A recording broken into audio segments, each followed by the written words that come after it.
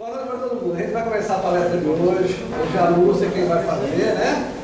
Oyama é do Rio de Janeiro, né? Veio aqui para São Vicente, aqui com a filha dele, e mantém contato com a gente por e-mail, né?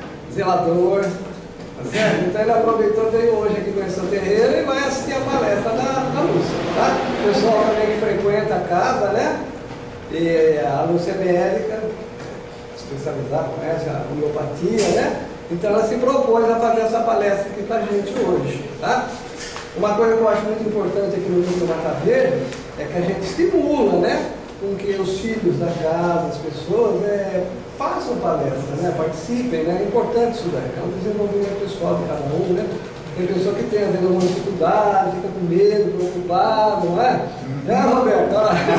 Ele está quase vencendo já, né? A timidez dele, Quase pronto. Então, mas é bacana, a Sandra já fez uma palestra também, então todos os filhos estão convidados, tá? Quem quiser se propor a fazer uma palestra, normalmente buscar um assunto ligado com espiritualidade, saúde, né? Questões mais vinculadas, mas nós abrimos sempre para todas as áreas, tá bom, gente? Então, com a Lúcia hoje aqui, ela vai fazer a apresentação dela, a palestra, e depois no finalzinho tem um vídeo, né? Que você vai colocar, a gente coloca, né? Então, uma música. Isso, uma música, tá bom? Uma Lúcia, então. Fica à vontade, Lúcia. Então, gente, aí vou me apresentar para quem não me conhece, né? Eu sou a Maria Lúcia. Eu sou cardiologista, eu terapia dentro da cardio. Eu tenho especialização também em homeopatia e acupuntura. Eu fiz uma adaptação para trabalhar no meu dia a dia da homeopatia dentro da cardiologia. Isso é uma tendência hoje que os médicos seguem. Eles levam a homeopatia, a medicina natural, complementar a alopatia. Então, o que acontece, né? Quando a gente fala de homeopatia, que é uma palavra... Muitas pessoas querem saber o que é e não sabem direito, entendeu? Acham que é fitoterapia, essas fórmulas que fazem por aí nas farmácias, né?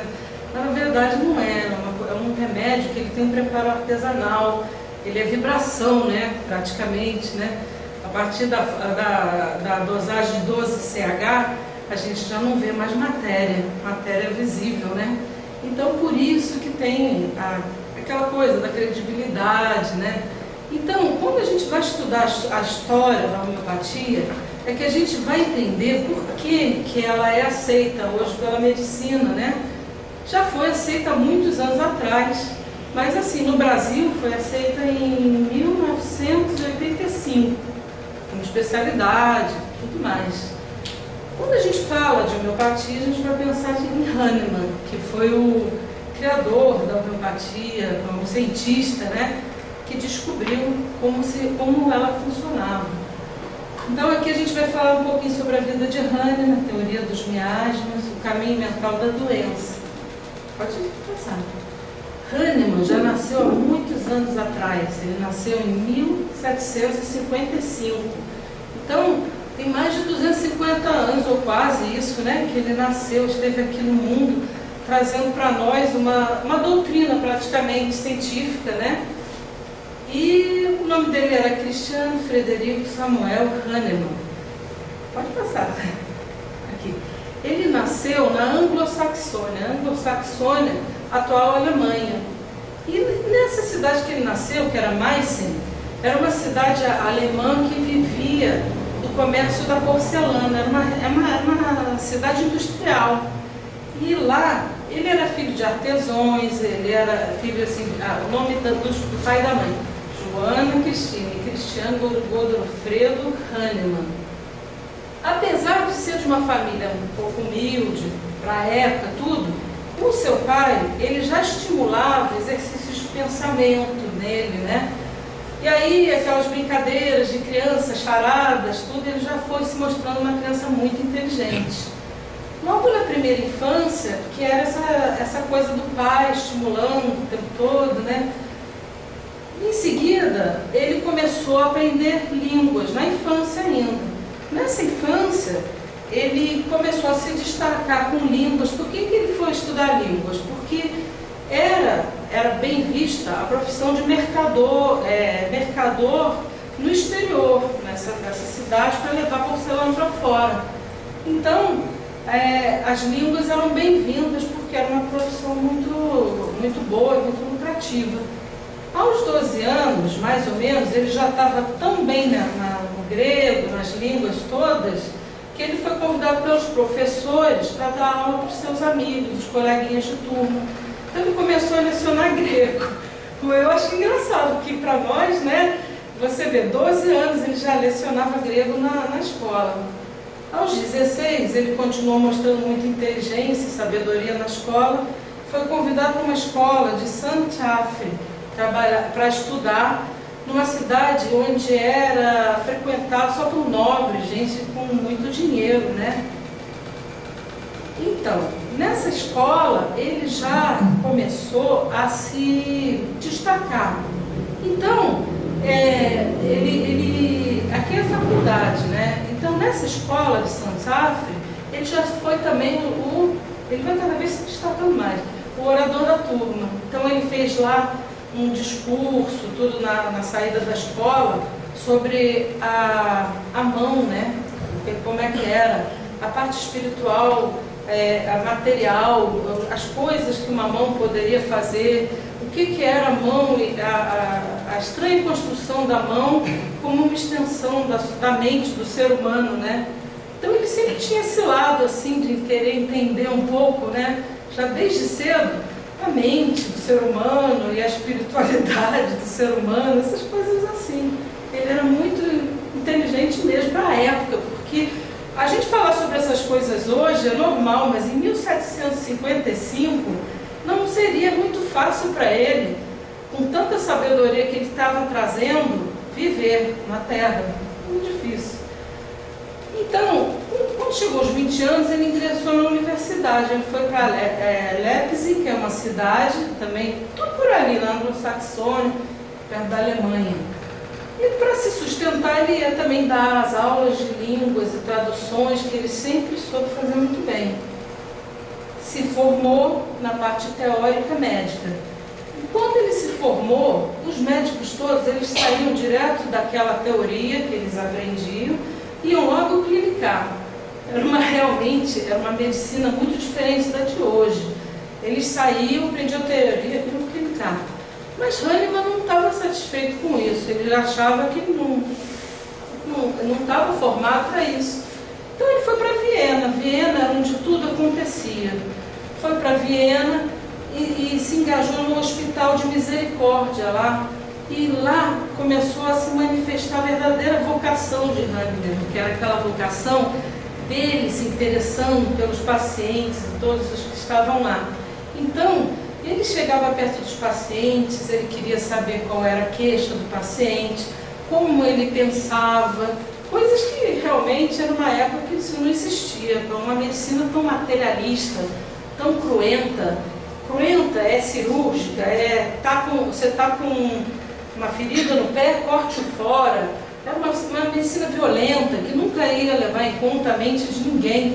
Então estava Hahnemann lá, um recém-formado, olhando para os seus pacientes e vendo eles como realmente eram pessoas. Ele foi aprender sobre enfermagem, ele queria saber como posicionar o paciente ao leito, como se fazia, né, um curativo, tudo que representava a medicina, os cuidados com o paciente. E ali ele ficou algum tempo nesse hospital, aprendendo essa manipulação toda, né? Viena era um lugar que realmente acontecia tudo. E lá ele também entrou em contato com esse doutor muito famoso, que é o Dr. Franz Anton Mesmer. Mesmer foi o introdutor da teoria magnética. Não sei se vocês já ouviram falar, o mesmerismo. As pessoas que estudam hipnose, sempre no início elas vão ter uma entrada, uma introdução na hipnose sobre o mesmerismo. Porque mesmerismo, ele entendia como se fosse assim, o magnético, né, poderia ter alguma influência sobre a saúde de uma pessoa. Então, ele usava ímãs no início da carreira dele, isso é o Mesmer, estou falando de Mesmer. Usava ímãs, né, para tratar os pacientes. Com o tempo, ele achou que a imposição de mãos fazia mais efeito. E o Mesmer, como era médico também, estudou muito isso tudo, viajou pelo mundo, foi até os Estados Unidos, foi conhecer lá aqueles políticos americanos e tudo mais, mas nunca foi aceito pela medicina. Ele deixou um legado de estudos, mas ele nunca foi aceito. Ele tentou até os últimos dias dele, mas não foi aceito pela medicina. O Hahnemann, na obra dele, cita Mesmer em um dos livros principais dele, que é o Organon. O Organon é um livro, é a Bíblia, né, do todo homeopata, né? Então aqui, passaram os anos, mais alguns anos, em 1779, ele fez a tese dele de doutorado. Aí ele realmente se tornou um doutor em medicina, doutor mesmo, esse era um doutor, porque ele fez doutorado. Então ele foi para a Universidade de Irland e se formou ali como doutor em medicina. A partir dali, ele já estava pronto para exercer a medicina prática. Ele se colocou como pronto para exercer a medicina prática. Foi para outra cidade, Dussault, ele tinha mais ou menos os seus 26 anos, onde ele conheceu a Henriqueta. A Henriqueta foi a esposa dele, que ele se casou ali naquela cidade com a filha do farmacêutico, Queller, Henriqueta Queller, que depois virou Henriqueta Hahnemann. Com ela, ele teve 12 filhos. Nossa, quando eu tenho alguma crise existencial, né, eu fico pensando, as barbas de Hahnemann até sofreu mais do que eu. Aí eu falo assim, né, tem 12 filhos. Então o que aconteceu? Conflitos. Por que aconteceram conflitos? Porque ele vai começar a atender a população carente. Já outra coisa para a gente rir. Por quê? Porque isso não existia também na época. Os médicos, eles iam querer ser médicos de pessoas ricas. Não iam querer atender os carentes. Então ele foi ser um médico de pessoas carentes na cidade que casou com a Henriqueta, né? E os conflitos começaram a aparecer. Primeiro, conflitos conjugais, porque ele não trazia dinheiro suficiente para casa. Eu não sei se aqui nessa época os filhos todos já tinham nascido, foi ao longo da vida, né? Porque aqui ele estava começando um casamento. Mas ele começou a ter conflitos. E a comunidade médica local também não gostou, né? Ele sempre gerava conflitos por onde ele passava, porque despertava o ciúme. A comunidade médica nessas horas era em cima dele, né? Porque estava ficando famoso demais, novo demais. E então ele foi resolver outras coisas. Outra coisa que aconteceu também ainda nessa época aqui de Dussault foi ele conhecer Lavoisier. Lavoisier é aquele da teoria da relatividade, o químico famoso, né? Relatividade, essas teorias na natureza nada se perde, tudo se transforma. Então ele era um químico. Eu não sei se eu estou falando certo essa teoria, não mas a teoria é essa. Na natureza nada se cria, nada se perde, tudo se transforma. Então, ele conhecendo Lavoisier, que era também um cientista muito famoso, porque era uma época que nasciam muitos cientistas e a luz estava voltando à Terra, de certa forma, depois da Inquisição, e coisas da história, né? Revolução da França, tudo nessa época, né?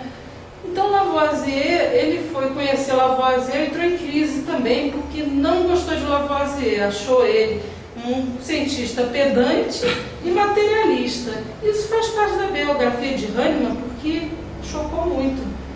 Em seguida, ele, nessa cidade aqui, então ele não se deu bem, então ele foi embora dali, porque não tinha mais lugar para ele, por causa também dessa coisa de atender os pobres, de ficar famoso tão cedo, tudo. Então ele vai retornar para a cidade de Leipzig, que era a cidade que ele estudou.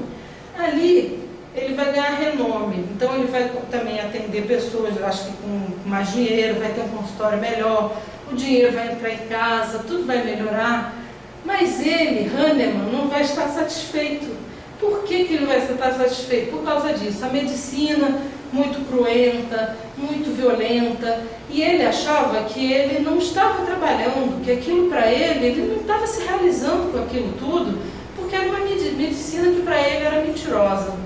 Até que um dia ele vai ter uma grande decepção e vai perder um amigo nas mãos dele, que estava sob os cuidados dele, e ele resolve abandonar a medicina. Então, vão vir conflitos maiores para a vida dele, ele vai viver das traduções de novo e vai enfrentar dificuldades financeiras muito grandes. Vai levar toda a família para morar num quartinho, imagina na Europa, um frio, né? Quarto frio, pequeno, sujo, com toda aquela família lá dentro. Mas não, o consultório dele estava cheio de gente. Quando o dia ele resolveu falar: não tomarei mais seu dinheiro, vocês todos saiam daqui, porque essa medicina é mentirosa, eu não vou fazer parte mais disso. E botou todo mundo para fora e ficou parado fazendo as traduções. Enfrentou muitas provações. Os anos se passaram e era já 1790. E ele continuava traduzindo até que um dia que ele traduziu a matéria médica de Cullen, né, que era um escocês.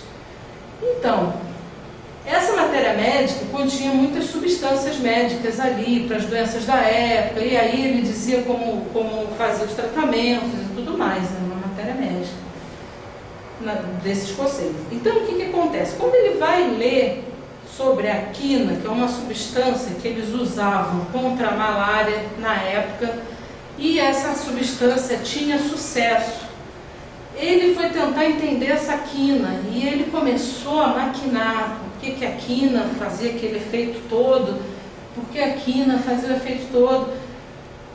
Não concordou com Cullen, porque Cullen falava que aquela substância fazia efeito porque era amarga. Então ele achou nada a ver. Substância amarga, fazer cura de uma doença tão difícil, não é isso.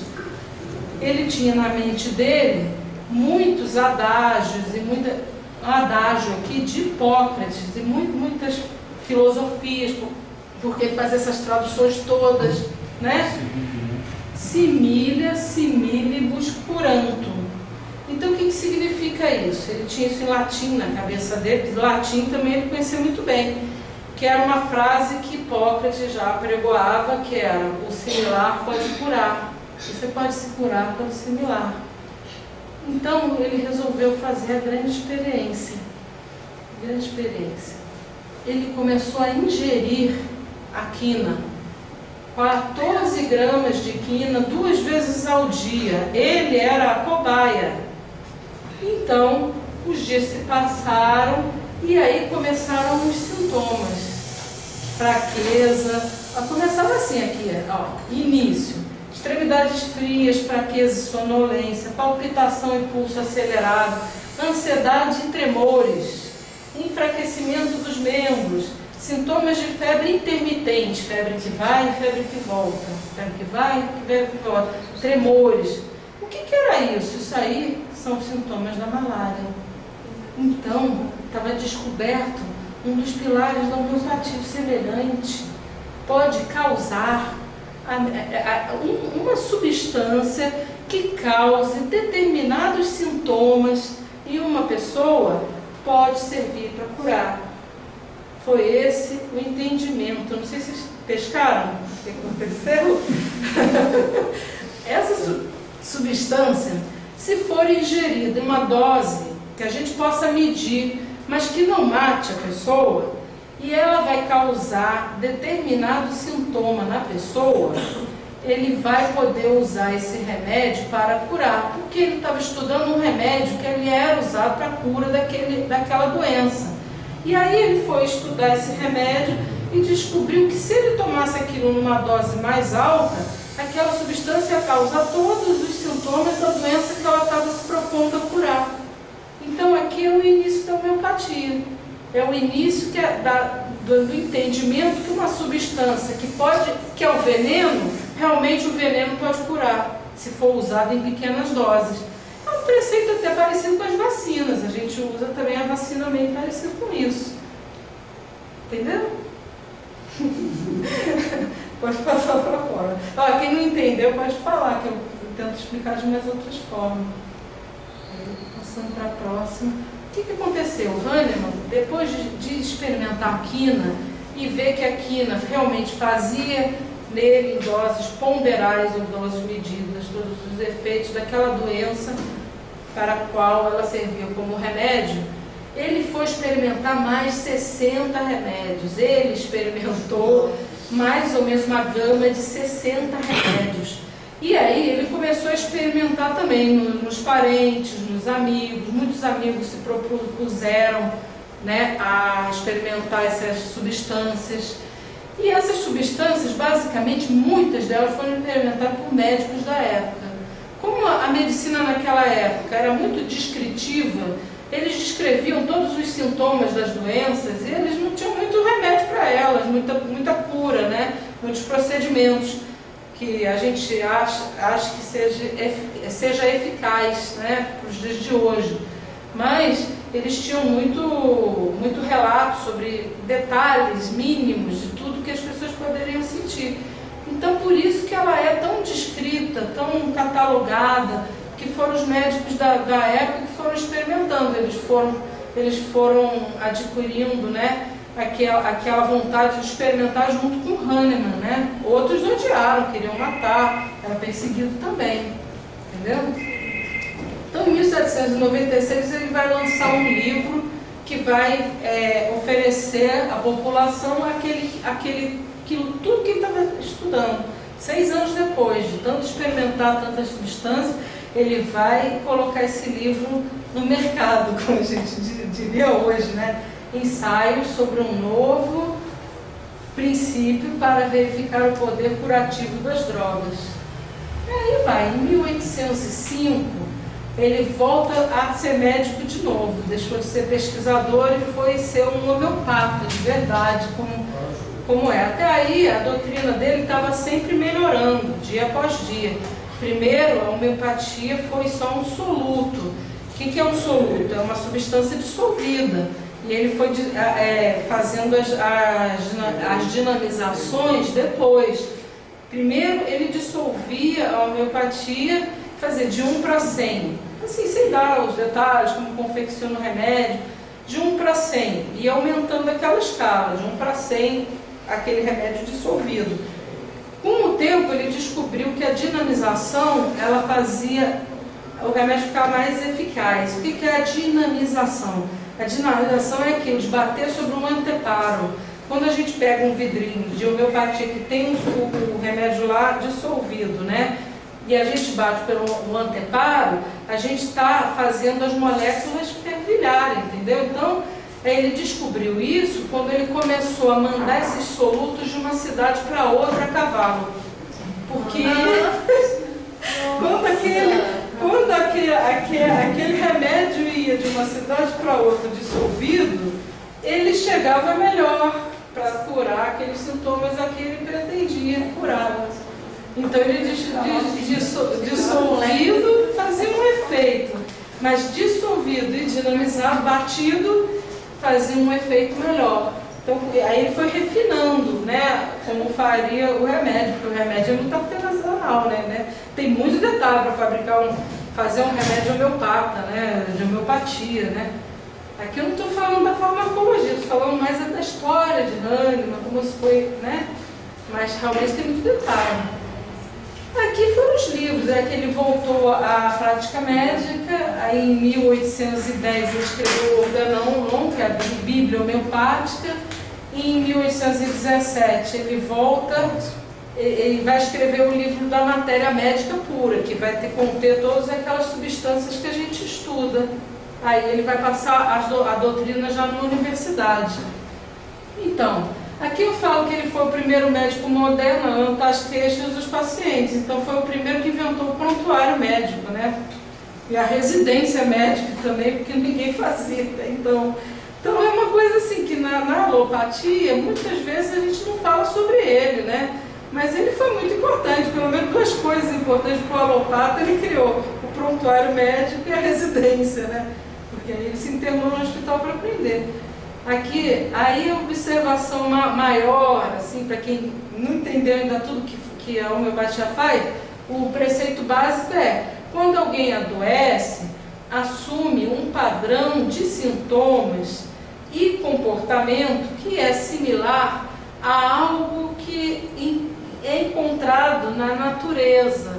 Uma substância qualquer na natureza vai ter a ver com aquele conjunto de sintomas e comportamento que a gente assume na doença. Entendeu? Por isso que é uma coisa natural. A homeopatia vai usar minerais, vegetais, animais, etc. Para terminar a vida de Hahnemann, 1835, ele ainda não estava satisfeito com a história dele, ele já era viúvo, é procurado por uma francesa que se chama Melanie Derville. Ela tinha 35 anos e ele 80. E ele a cura de tuberculose, porque a homeopatia não existia, a gama de antibióticos. Então, se ele melhorava a energia da pessoa, a pessoa poderia sim se curar com a tuberculose. Aquelas que não tinham energia melhorada iam morrer, porque tuberculose é uma doença muito grave e matava muitas pessoas. A Melanie era essa francesa que ficou tão embevecida com Hahnemann e tudo que ele tinha a apresentar para a humanidade, que eles se casaram. Os 80 anos de Hahnemann, ele com essa gama toda de aprendizado, ele curou Melanie da tuberculose e Melanie levou ele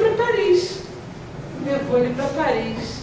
Aí, em Paris, é que ele reconheceu a glória na terra, porque ele foi reconhecido pelos médicos e pela comunidade parisiense, que era o lugar mais aberto para essas coisas na época.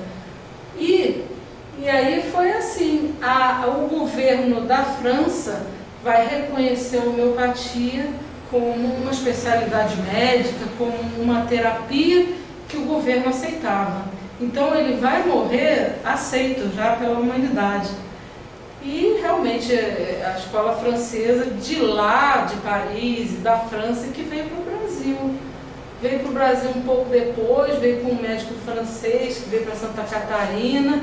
E em 1879 já tinha o Instituto Hahnemanniano no Rio de Janeiro. Né? Quem que é do Rio de Janeiro aqui? Então, o Instituto Hahnemanniano eu estudei lá também. Fiz os 2 anos lá, depois fui para São Paulo, fiz os 3 em São Paulo, porque a gente gosta de estudar, né? Então a gente vai aprendendo, né? Então o que acontece? O Brasil aceitou muito bem a homeopatia, né?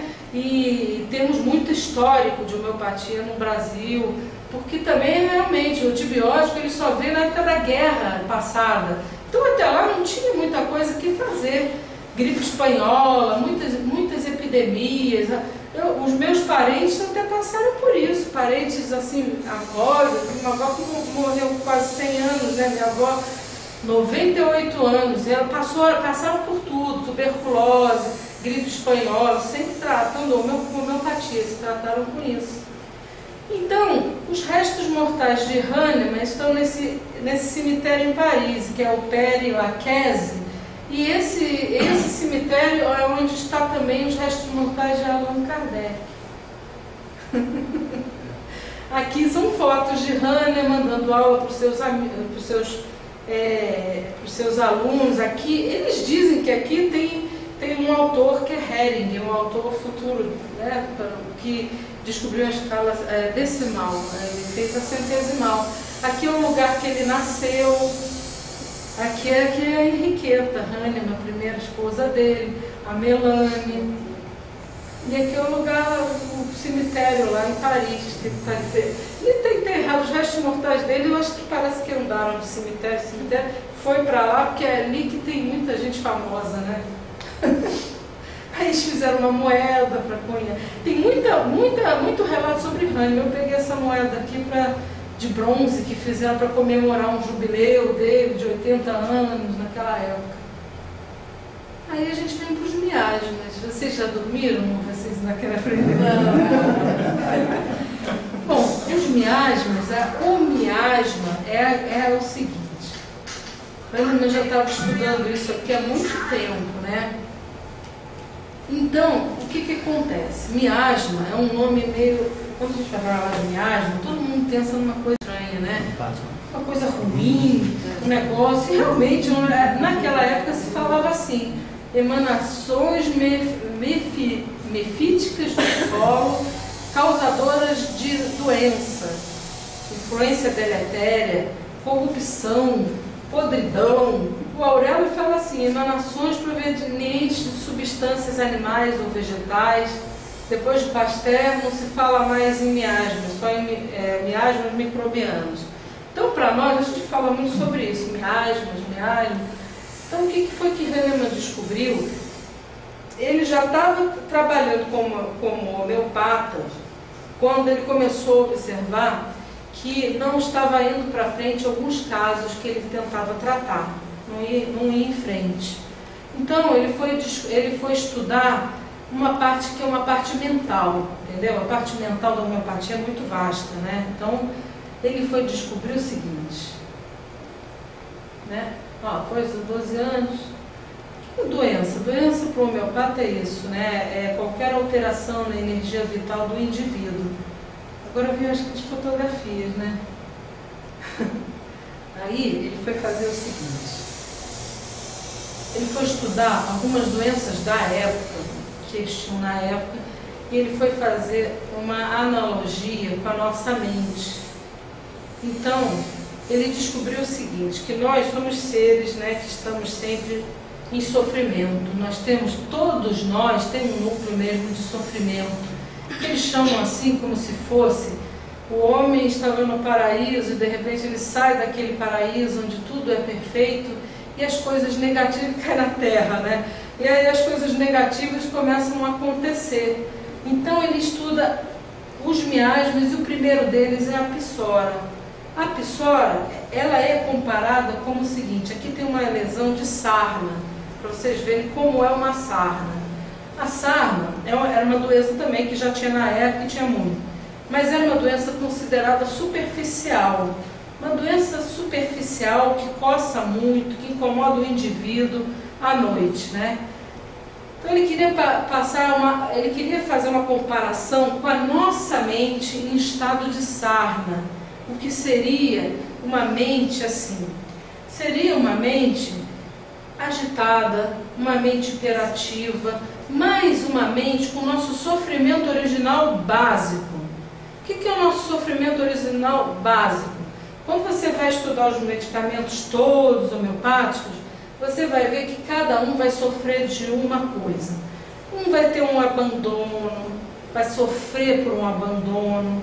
O outro vai sofrer por um complexo de inferioridade muito grande. Um outro vai ser um cara que foi negligenciado na infância, então ele vai carregar aquilo para o resto da vida. Então ele vai vibrar naquela sintonia daquele sofrimento básico, que é o núcleo de sofrimento de cada pessoa. Cada um de nós aqui tem o seu núcleo de sofrimento.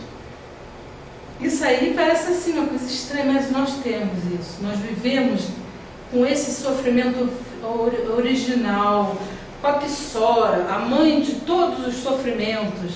Então, uma pessoa em estado de psora é uma pessoa que ela tem aquele sofrimento básico, ela se agita, ela vai para cá, ela vai para lá, ela tem vontade de acontecer, não sabe bem o que. Parece um adolescente: eu quero, não sei bem o que eu quero, mas eu quero. É uma coisa que te agita, que não te deixa ficar quieta, é uma coisa que te coça, é uma coisa que não te deixa dormir, mas não sei bem o que é uma coisa que me incomoda, é uma psora. Então, se nós estamos num estado psórico de ser, a gente tem até que ficar feliz, porque a gente não tem uma doença profunda. A gente vai ter doenças superficiais, parecidas com a sarna. Não precisa ser a sarna, pode ser uma outra coisa qualquer, pode ser uma alergia, pode ser uma coceira que está sempre ali. Existem doenças que são superficiais. E também tem aquela coisa de nós passearmos pelos miasmas, né? O segundo miasma, ele é esse aqui. Eu que botei a verruga. Eu botei a verruga porque a verruga é uma hiperproliferação celular. É um estado que as células estão ali se proliferando e elas geram uma deformidade. Hahnemann descreveu outra doença, não foi a verruga. Ele falou sobre a blenorragia. A blenorragia é a famosa gonorreia. É uma doença sexualmente transmissível, mas que naquela época, como não tinha antibióticos, facílimo de se curar hoje, mas naquela época não tinha antibióticos. Então era uma doença que aparecia e recolhia, aparecia e recolhia. Então ela ficava mascarada.